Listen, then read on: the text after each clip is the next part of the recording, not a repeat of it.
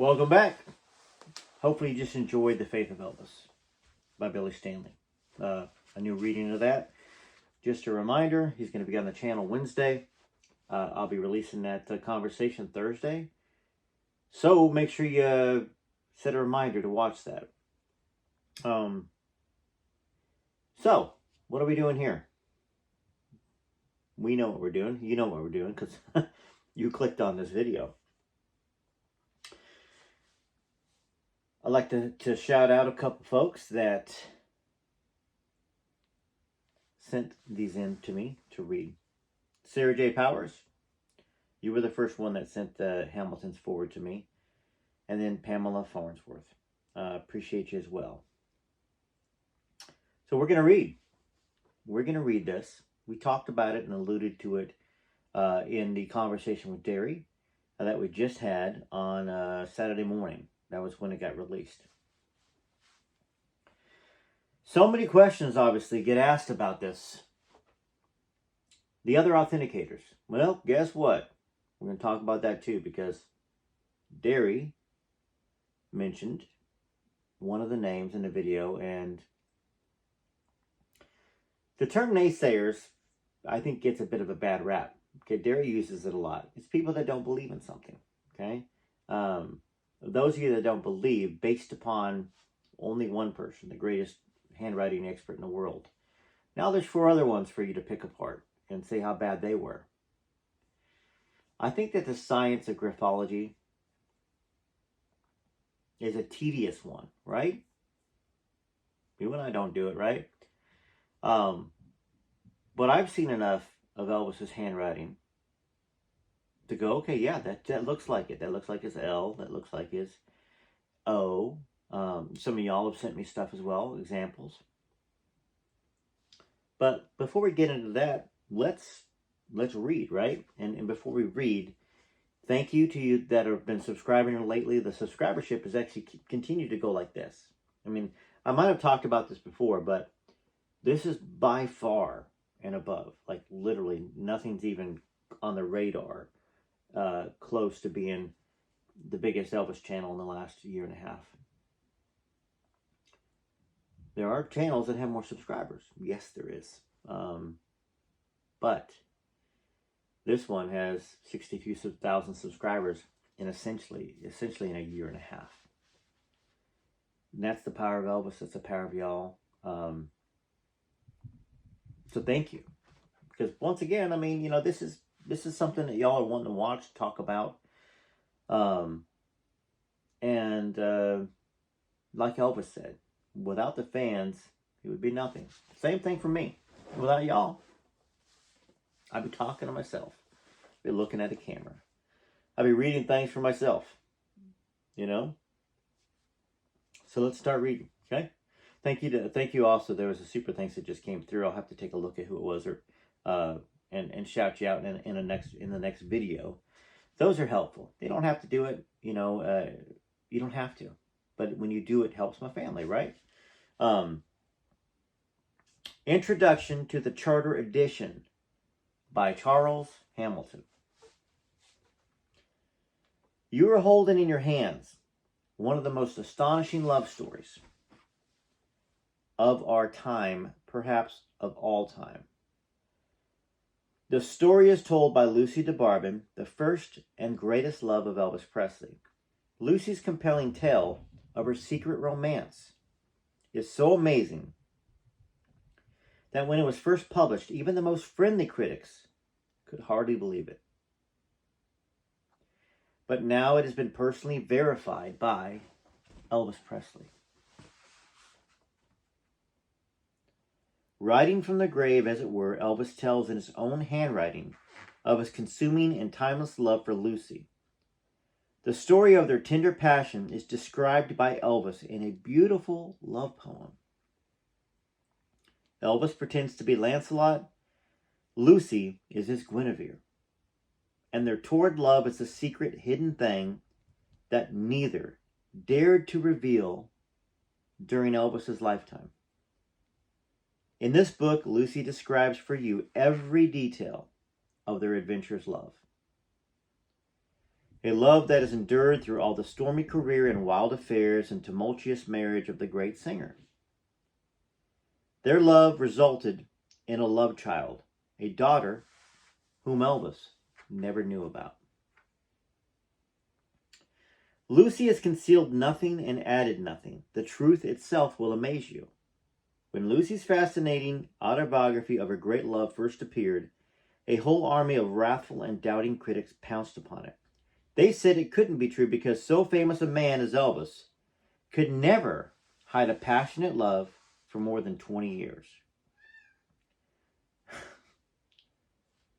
So incredulous were the critics, those who wrote about Lucy's book and those who interviewed her on the radio and television, that they did not stop with mere disbelief or ridicule. They even resorted to slander. Finally, as the attacks upon her character grew more personal and malicious and became unbearable, Lucy decided to reveal the one thing that she had hoped to keep as her own special secret. The warm and very private love poem that Elvis had written just for her, intended for her eyes alone. When I first heard of this poem, I felt sure it was a forgery. So many passionate love letters, even diaries and autobiographies of famous persons, turned out to be fakes, that I have become wary of them all. I have a reputation for debunking famous writings, like those claimed to be by Howard Hughes, Adolf Hitler, and others. I was therefore much astonished when Derry Matera, Lucy's co-author, asked me to give my opinion on the poem that Elvis wrote for Lucy. I agreed to examine it, but with some reluctance. After all, it is never pleasant to shatter someone's dreams. I'm not done yet. I want to interject something. If Derry did not want the truth, if Derry wanted to pull the wool, and Lucy wanted to pull the wool over the eyes of people, Derry would have got himself an army of minions that were not good, and just got a bunch of experts and tried to pass them off. First off, he took it without Lucy's permission because Lucy didn't want the poem out there. She thought it might get stolen, might get destroyed. Elvis might be ridiculed for a couple of misspellings, which I myself showed on the Facebook page. Well, maybe I didn't put it out there, but he did misspell things. Okay, he was a smart guy. Elvis was smart. He was a good speller. He really was, but he was prone to make errors, just like everybody is. Writing too fast, thinking too fast, too sleepy, too emotional, maybe on medication. Gonna make errors, right? So if Derry was trying to pass off something, he wouldn't have gone to the person that debunked the Hitler diaries, the person that debunked, the Howard Hughes. Derry wanted the truth. And you wonder sometimes why he's so brash. He gets attacked. His reputation's attacked. Lucy's attacked. And once again, I'm not saying that you can't have curiosity, skepticism, and ask for more proof. But to not believe the story of Are You Lonesome Tonight is to call somebody who's gone to their greater reward, call them a liar. To call Lucy a liar. And then, in a sense, in turn, to call Derry a liar. He's going to get defensive. So, just keep that in mind, that's all. Okay, let's continue. This is a continuation, page 2. The poem reached me by Federal Express. I opened the envelope with a ho-hum attitude. Now, before the poem was halfway out of its cover, however, I perceived that it was Elvis's handwriting. Down to the very I's that were dotted and crossed T's. It matched flawlessly with other examples of the noted singer's script that had over more than 2 decades passed through my hands. So he'd authenticated other Elvis handwriting. Which is important to ascertain, to know, to have that knowledge. The writing had the same slant, the same size, the same boyish character of Elvis's usual writing. The formation of letters and words was identical. The creative spellings were the same, and the pen pressure, space between words, tightness of the text to the margin, and inability to cleave to a straight line. All these my practiced eye took in at a glance. All of these my practiced eye took in at a glance. Now, I'm accustomed to making instant decisions after more than 50 years. As a handwriting expert and examining more than 2 million documents, a plodding formal examination is a charade to me. This was Elvis's handwriting, and I knew it instantly. I was tremendously excited. Okay? I hear what the naysayers are going to think. Oh, instant. Might not. He goes on. But, just to satisfy myself beyond all doubts, I compared the handwriting in the poem with a number of known to be genuine specimens of Elvis's script that Derry Materia had sent along in his package. Everything matched. As I read the poem, I realized its immense importance. Not only did it establish the truth of Lucy de Barbin's book, but it would give the world a new and even better impression of Elvis. He had met Lucy when he was 18 and she was 16, and they had loved each other until the day he died. The poem itself revealed a new talent of Elvis, something beyond his spectacular style as a singer and actor. The poem was more of a song than a poem. I could visualize Elvis singing it. The poem began with the lines, "Seen only by the eyes of my love, you're my life."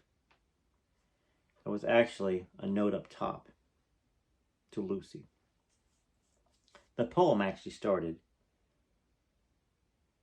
"Somewhere in time, there was my love." Now, Elvis continued by alluding to Lucy as Desiree, one of his pet names for her. In the final lines of the poem, he wrote, "I know my Desiree is the greatest treasure." The poem was signed L. Lancelot. I evaluated the poem at $100,000. Now, I have to say that because the person running the Facebook page, for some reason, that we talked about last night, for some reason, thinks or thought that he evaluated the poem at $100,000 before ascertaining its authenticity. But that's what evaluators do, is they evaluate it like PSA, Sports Authority. You know, PSA, I've got graded baseball cards and stuff. They evaluate it, then they estimated the worth of it. And that's what he did. After he authenticated this poem, he evaluated the poem at $100,000, and that's back then. Certainly worth at least that now, if not more. After all, it's a unique treasure, the only poem that Elvis ever wrote. And it describes what will certainly become, if it is not already, one of the greatest love stories of our century. Above all, it reveals Elvis as a tender, affectionate, warm human being. So that there is in the Charter edition. It's not in the hardback version that I have. What do y'all think? I try to say this all the time. Look, I've got my own opinion, and a lot of folks think that I'm looking for only things that can prove this to be true. Here's the core of it, and I think I might have even said this at the beginning of the video. Here's the core of it. Okay, either Lucy was telling the truth, or she was lying. There's no in between here. No in between. There's no confusing having a love affair with Elvis with somebody else that she mistook for Elvis. This isn't a one-time encounter, okay? This is over 23 years or 24 years. You don't get confused by that.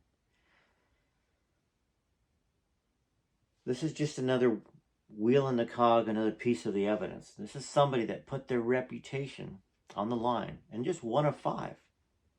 There are others too. There are other people. And, you know, Derry actually sent a message to a naysayer. This is what Derry wrote. Okay, and I guess I should preface this with first. It's not that I was holding back information on this. I just didn't have it. And I'm not going to read something unless I can read it clearly and plainly that's documented. So even though I said, hey, Desiree has all 5 of the authentications. And then I talked to Derry about it. Derry's like, it's in the UK book. Well, I don't live in the UK. You know, I'm in Tennessee. So even though I looked for the book, wanted to order it, gosh, it's going to take 2 weeks to get to me. So Derry, on the conversation, read one of the names. I think he might have only read one. And then the naysayer, who got, I'll be frank, I deleted them from the channel because this is not the only video he's negative about. I haven't seen one positive thing about anything on any videos. He likes to take the contrary position, and he likes to poke at people. Like he even poked at Billy Stanley. You know, maybe I'll bring him back on the channel and undelete him. It's very, very rare I delete somebody. Like I've told you before. You got to say something about Elvis that's so obscene.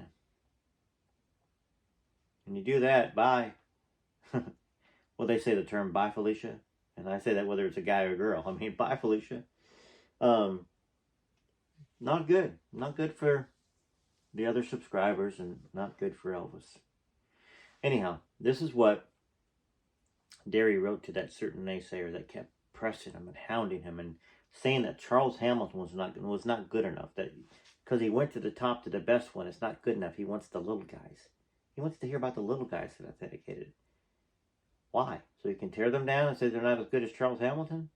But Derry did answer to this person. This is what he said.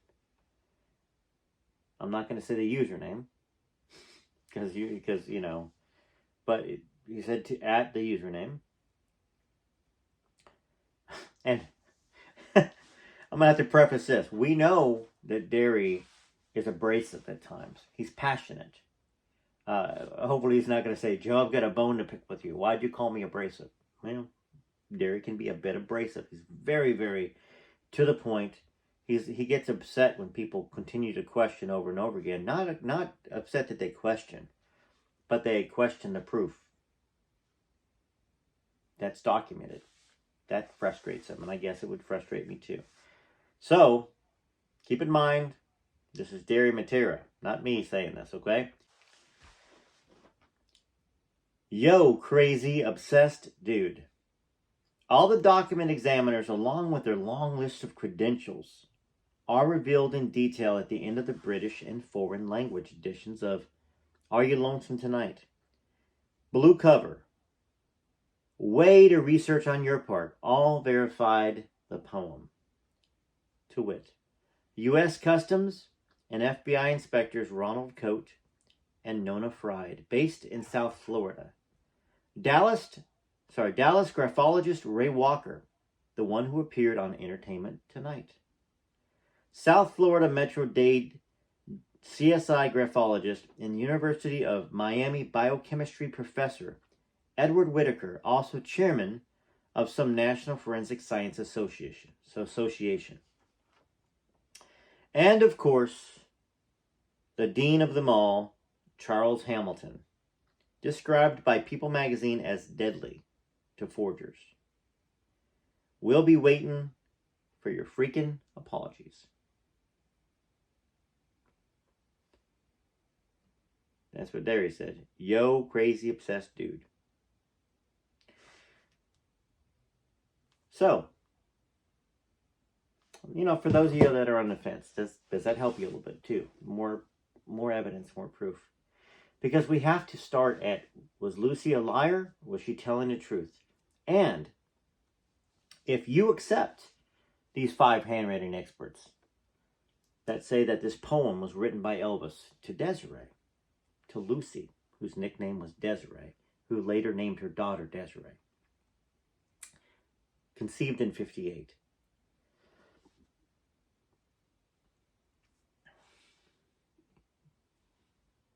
Then, you have to conclude, in a sense, that Lucy is not a liar, right? That she did tell the truth. And if she did tell the truth about that, all of these years, all of these details, the diaries that were examined, the poem that was authenticated, you kind of have to conclude that it's more likely now, right? That Desiree is the child of Elvis. Now, here's something else that Derry mentioned. Actually, I'm going to take a short break real quick, get some hot tea, come back, because I want to talk about this. This is very important, and this is something that I have personal knowledge of and personal experience.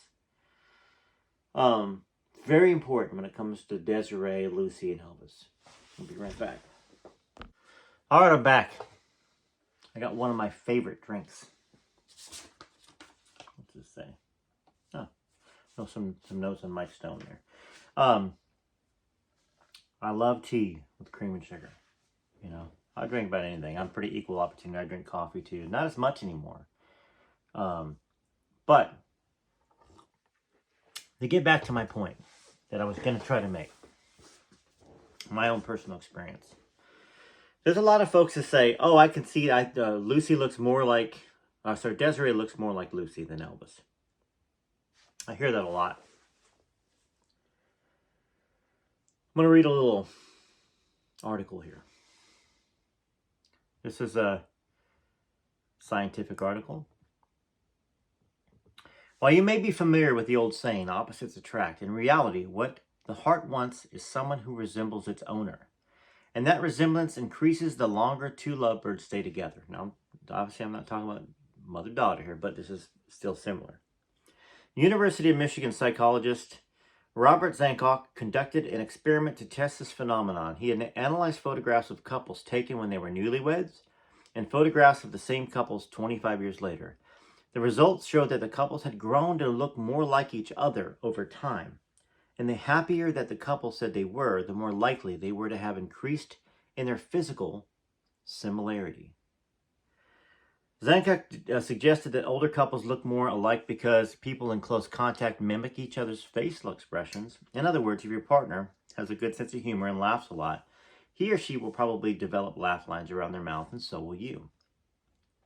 Other evidence has also shown that men and women may initially be attracted to partners with similar personalities. In 2006, scientists at the University of Liverpool asked participants in a study to view individual photos of men and women and judge their personalities. So I'm just reading a little bit about that. So let's take a look at this. And we already know this was true, who was Desiree around?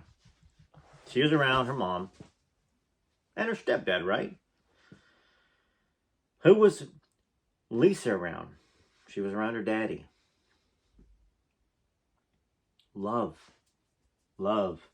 There's so much that we don't know about the brain, the human brain, our body. There's a lot of studies, people are working on it, but guess what? As smart as the scientists that are out there, it's going to take a long time, if ever. They say we only understand 5% of our brain, or that we only use 5% of our brain. There's a lot of stuff. So I'm going to use my own little thing here. So my son Christopher, my oldest son, I love him to death. Okay? He was around his mother a lot more than me. Not to say he doesn't look like me. He does. But my goodness, some of his facial expressions, some of his smiles look just like his mother. You know, and I love that. I love that about it. Would he have looked more like me when the smiles if he was around me? Yes, he would have. Just how it is. I tend to think that Desiree looks like her daddy. Now, that being said, we can't deny she looks a lot like her mom too. And then I talked about DNA. How DNA changes over time for a person. And I'm going to use some examples. A mother has a child, right? DNA changes over a person's lifetime.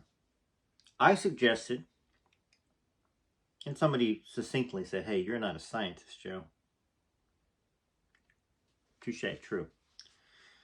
That being said, I mean, God blessed me with a good mind, and my IQ is at the top of the chain that there is for the most part.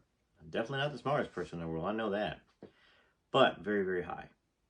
Which means that I can pick up stuff extremely quick. Let me read something that kind of backs up what I said. This is from Johns Hopkins Medical Institutions. Researchers have found that epigenetic marks on DNA, chemical marks and other than the DNA sequence do indeed change over a person's lifetime, and that the degree of change is similar among family members. The team suggests that the overall genome health is heritable, and that the epigenetic changes occurring over one's lifetime may explain why disease susceptibility increases with age. Okay, so our DNA does change. It's healthier DNA when we're younger, right? I mean, our genes are healthier. They haven't turned on for cancer, right? Sometimes it just turns on for cancer because it's in your genetic predispositions. That's why some people who smoke, like my dad, smoke 2 packs a day, eat candy bars and all this other stuff and live to be 83, didn't pass away from lung cancer at 40 or 50. It didn't turn on for him for whatever reason, right? And he had a stressful life, so it's not always stress either. Some of the stuff we can't control, like our sweet young friend Beth. Who expects to pass away at 42 from cancer? Not even breast cancer. You don't. My brother John was an alcoholic. Very bad. Did drugs too. Clean for 8-9 years. You would think that he would have stayed healthy. Passed away from cancer. So, the point I'm trying to make about this, is that going back to the first thing, a young mother has a child, right?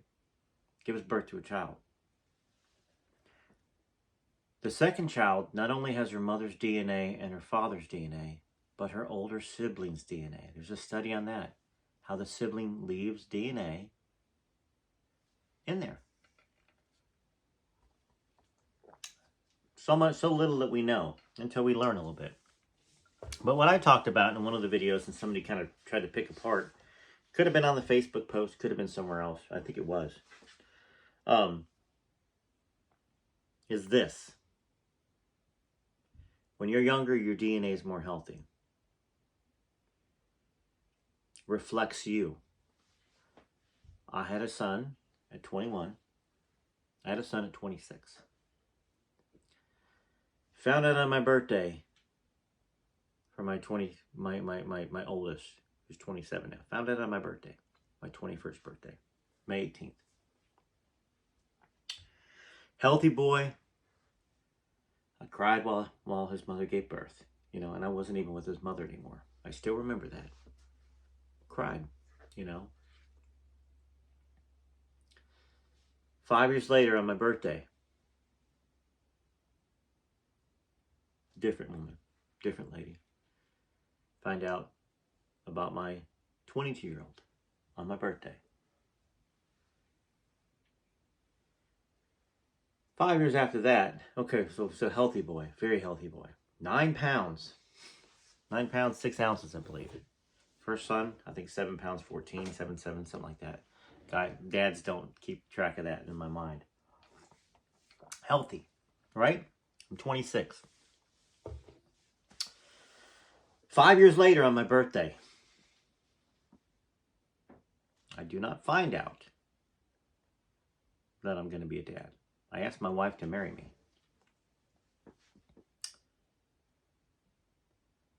But, little do we know, 3 weeks later, or a month later, something like that, right around a minute, we found out she was pregnant. So I could have known.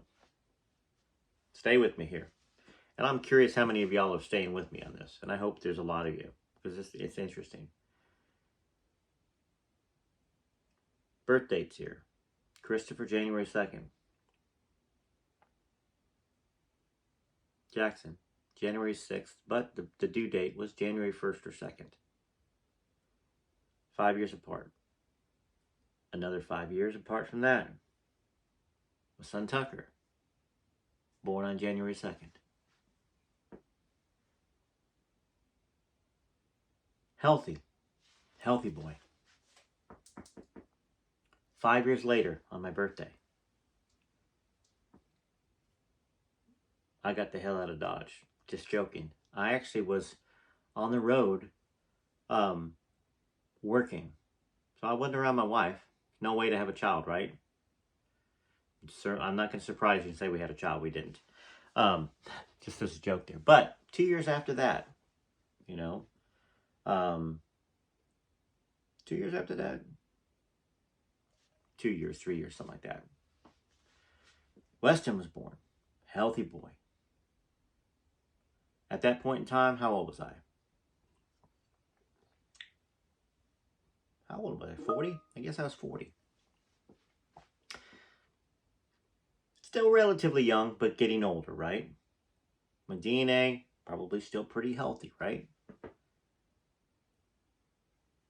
2 years later, we have Anson.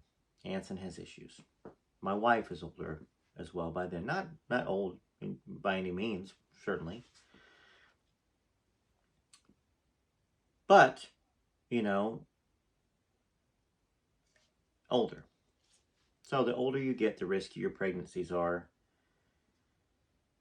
The more changed your DNA is. There's a lot of, once again, I could get into all these different studies. The more people you're with physically. I say that term, you guys know what I mean with. The more you're with, the more ladies a guy is with. The more guys a lady is with. And there's studies that, guess what? They take on some of their lover's DNA and become like them in a sense. It's their DNA changes. I know this is very, very, very kind of controversial for some of y'all maybe, but it's not me, it's the science, right? So the point I'm making is that when Elvis would have had, and I know I've gone a long way around here and talked about my own history, right? My son Christopher, looks identical to me in a lot of ways, except the smile of his mom, being around his mom, that smile, some of the mannerisms, very much like his sweet mom. My next son, okay, I'm a little older, the healthiness, as they get older, sometimes the children, they don't have to be twins of each other, but the children can look a little bit more like their mom or their dad based upon the age of the dad, the age of the mom, maybe take on some more features of the older parent at that time instead of younger. So I tend to think that Desiree has a lot of the younger Elvis features and the sweetness and all that other stuff. And Lisa took on a little bit more of the older Elvis. And of course, being around Elvis too took on some of the personality traits, right? So if you're not around your child as much, like Elvis wasn't around Desiree at all, she's not going to pick up any of that. Now, some of that could be predetermined.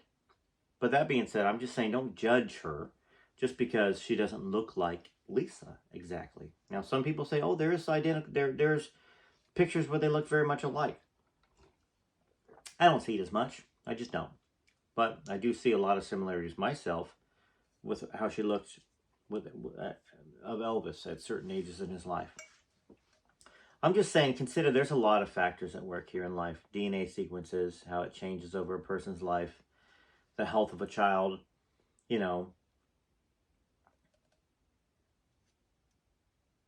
Lisa was conceived when Elvis was older. Lisa had health issues, right? And some of it were brought on her own, trying to relate to her father, taking medicines and pills. The stresses. But that's enough of this. I just wanted to kind of touch upon it and kind of answer it. Give you all something to think about. There's lots y'all can find on yourself. Just go to your Google on your phone, type in whatever you're wanting to look for. And look for multiple sources, not just one. You can look for multiple sources that kind of agree with what you want to think or what you do think. Sometimes we find out we're wrong, right? No big deal. Finding out that we're wrong on something is growth, that's all I got. Hope you enjoyed the Billy Stanley video earlier. I hope you enjoyed this one. And it gave you some answers and gave you something to think about, right? Make sure you tune in on Thursday morning for my conversation with Billy Stanley that we're going to be recording on Wednesday evening. And also, excited to announce that my good friend Michael Peterson, great country music singer, was big in the 90s. He still does music. He's still as amazingly talented today as he was back then. Will be coming on the show end of December, right after Christmas. And excited to talk to him about his life, his career. He's a very, very accomplished fellow. Certainly an Elvis fan. And he's done a lot for the military. So look forward to that. That's just what? 11, 12 days away? Thank you so much for sticking with me. And I hope that you and I grow old together. You know what I'm saying? That's what I hope.